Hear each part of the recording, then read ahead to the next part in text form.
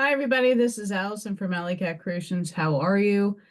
Please like, share, subscribe to my channel if you haven't done so yet.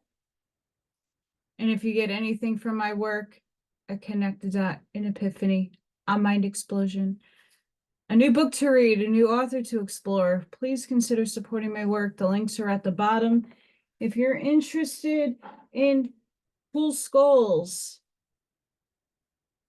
pyramids, artwork, I got some goodies. I am putting some epoxy on today. I'm excited. Signage for your wall with flowers. All that fun stuff. Please check my website out, AllyKatzkreations211.com. That's where you can find all my work.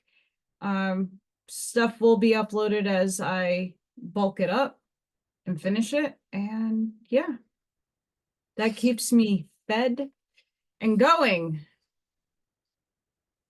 I scrubbed my face this morning because with all the stress that I go under, yeah, I'm a little greasy. So don't mind that shininess coming from my face. I had to put a treatment on it. Natural. Help make my face not look so cray-cray. Anywho. The Urantia book. Paper 73. The Garden of Eden. Eden. We'll see what they have to say. I'm kind of interested and curious. The cultural decadence and spiritual poverty resulting from the Caligastia downfall and consequent social confusion had little effect on the physical or biologic status of the Urantia peoples. Organic evolution proceeded apace, quite regardless of the cultural and moral setback, which so swiftly followed the disaffection of Caligastia and Dalagastia. And there came a time in the planetary history almost 40,000 years ago when the life carriers on duty took note that from a purely biologic standpoint and the developmental progress of the Urantia races was nearing its apex, the Melchizedek receivers, concurring in this opinion, readily agreed to join the life carriers in a petition to the Most Highs of Urantia, asking that Urantia be inspected with a view to authorizing the dispatch of biologic uplifters, a material son and daughter. This request was addressed to the Most Highs of Urantia because they had exercised direct jurisdiction over many of Urantia's affairs ever since Caligastia's downfall and a temporary vacation of authority on Jerusalem. Tabamantia, sovereign supervisor of the series of decimal or experimental worlds, came to inspect the planet, and after his survey of racial progress, duly recommended that Urantia be granted material sons. In a little less than 100 years from the time of this inspection, Adam and Eve, a material son and daughter of the local system, arrived and began the difficult task of attempting to untangle the confused affairs of a planet retarded by rebellion and resting under the ban of spiritual isolation.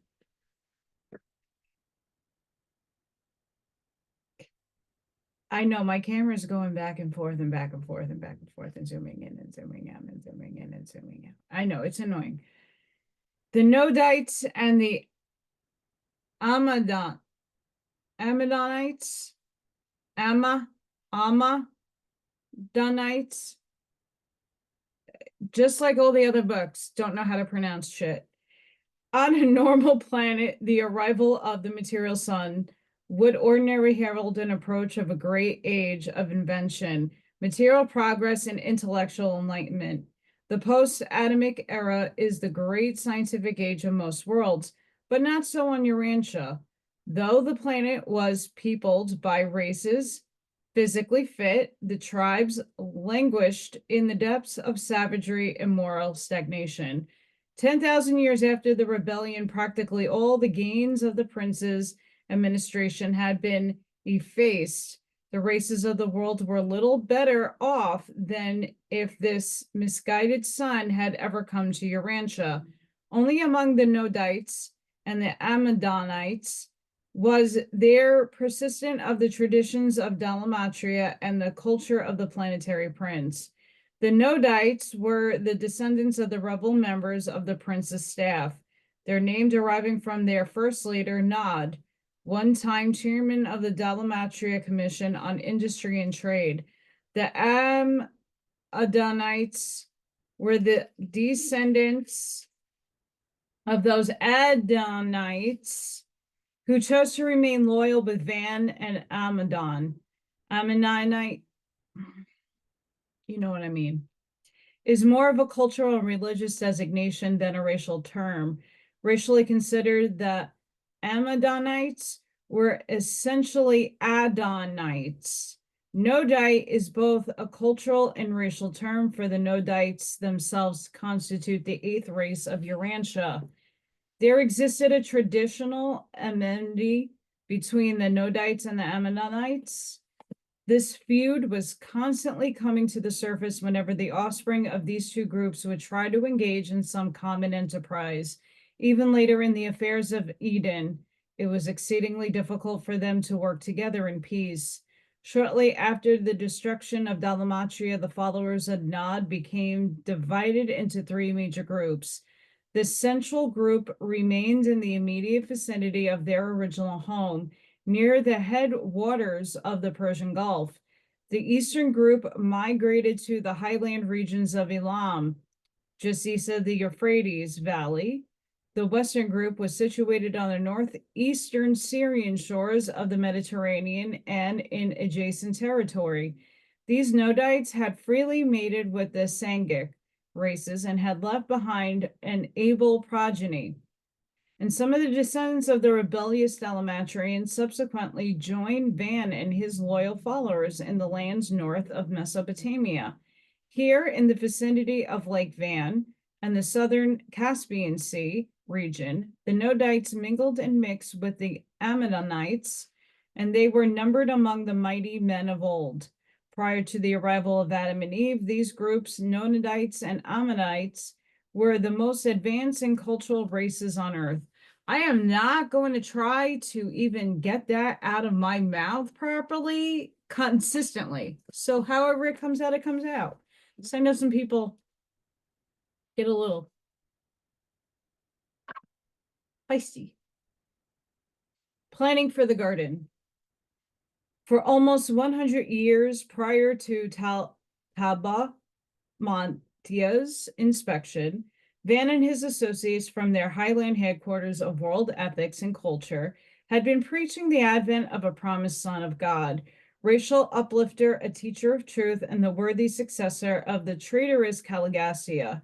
Though the majority of the world's inhabitants of those days exhibited little or no interest in such a prediction, those who were in immediate contact with Van and Amadon took such teaching seriously and began to plan for the actual reception of the promised son. Van told his nearest associates that story of the material sons on Jerusalem, what he had known of them before even he came to Urantia. He well knew that these Adamic sons always lived in a simple but charming garden home, and proposed 83 years before the arrival of Adam and Eve that they devote themselves to the proclamation of their advent and to the preparation of the garden home for their reception. From their highland headquarters and from 61 far scattered settlements, Van and Amadon recruited a corps of over 3,000 willing and enthusiastic workers who, in solemn assembly, dedicated themselves to mission of preparing for the promised, at least expected son. Van divided his volunteers into 100 companies with captain over each and an associate who served on his personal staff as liaison officer, keeping Amadon as his own associate. These commissions all began in earnest their preliminary work, and the committee on location for the garden sallied forth in search of an ideal spot. Although Caligastia and Dalmagastia had been deprived of much of their power for evil, they did everything possible to frustrate and hamper the work of the preparing the garden, but their evil machinations were largely offset by the faithful activities of the almost 10,000 loyal midway creatures who so tirelessly labored to advance the enterprise. The garden site. The Committee on Location was absent for almost 3 years. It reported favorably concerning 3 possible locations. The first was an island in the Persian Gulf. The second, the river located subsequently occupied as the second garden. The third, a long, narrow peninsula, almost an island, projecting westward from the eastern shores of the Mediterranean Sea. The committee almost unanimously favored the third selection. The site was chosen, and 2 years were occupied in transferring the world's cultural headquarters, including the Tree of Life, to this Mediterranean peninsula. All but a single group of the peninsula dwellers peacefully vacated when Van and his company arrived. This Mediterranean peninsula had a slabrous climate and an equal temperature. That stabilized weather was due to the encircling mountains and to the fact that this area was virtually an island in an inland sea. While it rained copiously on the surrounding highlands, it seldom rained in Eden proper. But each night, from the extensive network of artificial irrigation channels, a mist would go up to refresh the vegetation of the garden. The coastline of this landmass was considerably elevated, and the neck connecting with the mainland was only 27 miles wide at the narrowest point. The great river that watered the garden came down from the higher lands of the peninsula and flowed east through the peninsular neck to the mainland, and thence across the lowlands of Mesopotamia to the sea beyond. It was fed by 4 tributaries, which took origin on the coastal hills of the Edenic Peninsula. And these are the 4 heads of the river which went out of Eden, and which later became confused with the branches of the rivers surrounding the second garden. The mountains surrounding the garden abound in precious stones and metals, though these receive very little attention. The dormant idea was to be the glorification of horticulture and the exhalation of agriculture. The site chosen for the garden was probably the most beautiful spot of its kind in all the world, and the climate was then ideal. Nowhere else was there a location which could have lent itself so perfectly to becoming such a paradise of botanic expression. In this rendivinous cream of the civilization of Urantia was forth gathering. Without and beyond, the world lay in darkness, ignorance, and savagery. Eden was one bright spot on Urantia. It was naturally a dream of loveliness, and it soon became a poem of exquisite and perfected landscape glory. Establishing the garden. When material suns and biologic uplifters began their sojourn on the evolutionary world, their place of abode is often called the Garden of Eden because of it's characterized by the floral beauty and the botanic grandeur of Edentia, constellation capital. Van well knew of these customs and accordingly provided that the entire peninsula be given over to the garden. Pasturage and animal husbandry were projected for the adorning mainland of animal life. Only the birds and the various domesticated species were to be found in the park. Van's instructions were that Eden was to be a garden and only a garden. No animals were ever slaughtered within its precincts. All flesh eaten by the garden workers throughout all the years of construction was brought in from the herds maintained under guard on the mainland. The first task was the building of the brick wall across the neck of the peninsula. This one completed the real work of landscape beautification, and home building could proceed unhindered. A zoological garden was created by building a smaller wall just outside the main wall. The intervening space occupied by a manor of wild beasts served as an additional defense against the hostile attacks. These menagerie were organized in 12 grand divisions, and walled paths led between these groups to the 12 parts of the garden, the river and its adjacent pastures occupying the central area. In the preparation of the garden, only volunteer laborers were employed. No hirelings were ever used. They cultivated the garden and tended their herds for the support. Contributions of food were also received from nearby believers. And this great enterprise was carried through to completion in spite of the difficulties attended upon the confused status of the world during this troublesome time. But it was a cause for great disappointment when Van, not knowing how soon the expected son and daughter might come, suggested that the younger generation also be trained in the work of carrying on the enterprise in case their arrival should be delayed. This seemed like an admission of lack of faith on Van's part and made considerable trouble, caused many desertions. But Van went forward with his plan of preparedness, meantime filling the places of the deserters with younger volunteers. The garden home. At the center of the Edenic Peninsula was the exquisite stone temple of the Universal Father, the sacred shrine of the garden. To the north, the administrative headquarters was established. To the south were built the homes for the workers and their families. To the west was provided the allotment of ground for the proposal schools of the educational system of the expected son, while in the east of Eden were built the domiciles intended for the promised son and his immediate offspring. The architectural plans for Eden provided homes and abundant land for 1 million human beings. At the time of Adam's arrival, though, the garden was only 1/4 finished. It had thousands of miles of irrigation ditches and more than 12,000 miles of paved paths and roads. There were a trifle over 5,000 brick buildings in the various sectors, and the trees and plants were almost beyond number. 7 was the largest number of houses composing any one cluster in a park. And though the structures of the garden were simple, they were almost artistic. The roads and paths were built, and the landscaping was exquisite. Sorry, guys, my eyes are fuzzying on me.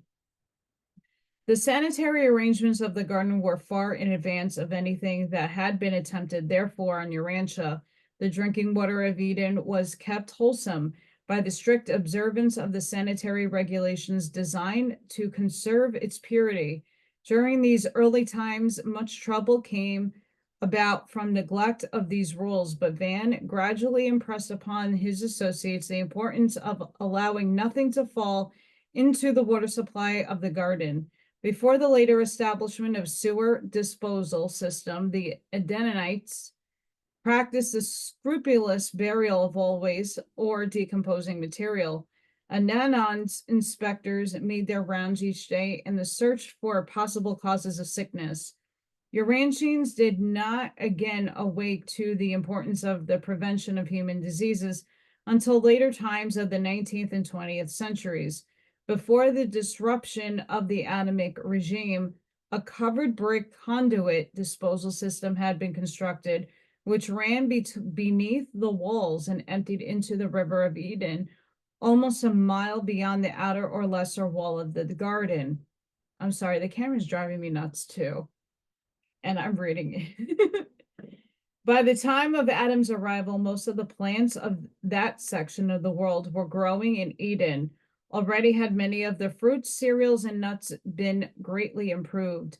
Many modern vegetables and cereals were first cultivated here, but scores of various varieties of food, plants were subsequently lost to the world. About 5% of the garden was under high artificial cultivation, 15% partially cultivated, and the remainder being left in a more or less natural state pending the arrival of Adam, it being thought best to finish the park in accordance with his ideas. And so was the Garden of Eden made ready for the reception of the promised Adam and his consort. And this garden would have done honor to a world under perfect administration and normal control. Adam and Eve were well pleased with the general plan of Eden, though they made many changes in the furnishings of their own personal dwelling.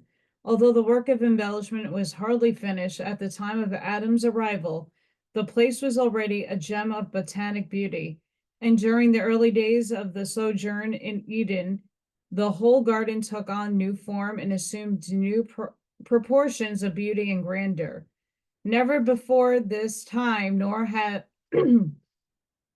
after has Urantia harbored such a beautiful and replete exhibition of horticulture and agriculture.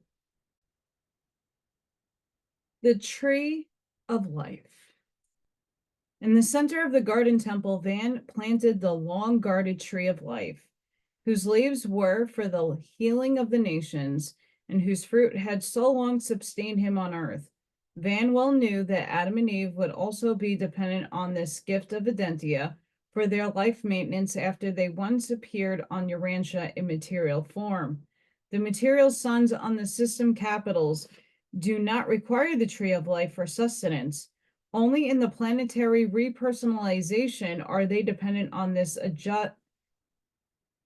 adjunct to physical immortality. The Tree of Knowledge of Good and Evil may be a figure of speech, a symbolic designation covering a multitude of human experiences, but the Tree of Life was not a myth. It was real, and for a long time was a present on Urantia. When the Most Highs of Urantia approved the commission of Caligastia as planetary prince of Urantia and those of 100 Jerusalem citizens, his administrative staff, they sent to the planet by the Melchizedeks a shrub of Urantia. And this plant grew to be the Tree of Life on Urantia. This form of non-intelligent life is native to the constellation headquarter spheres, being also found on the headquarter worlds of local and super universes, as well as on the Hervona spheres, but not on the system capitals. This super plant stored up certain space energies which were anecdotal to the age-producing elementals, the elements of animal existence. The fruit of the Tree of Life was like a super chemical storage battery, mysteriously releasing the life extension force of the universe when eaten. This form of sustenance was wholly useless to the ordinary evolutionary beings on Urantia, but specifically it was serviceable to the 100 materialized members of Caligastia's staff and to the 100 modified Andonites who had contributed their life plasm to the prince's staff, and who in return were made possessors of that complement of life, which made it possible for them to utilize the fruit of the Tree of Life for an indefinite extension of their otherwise mortal existence. During the days of the prince's rule, the tree was growing from the earth in the central and circular courtyard of the Father's temple.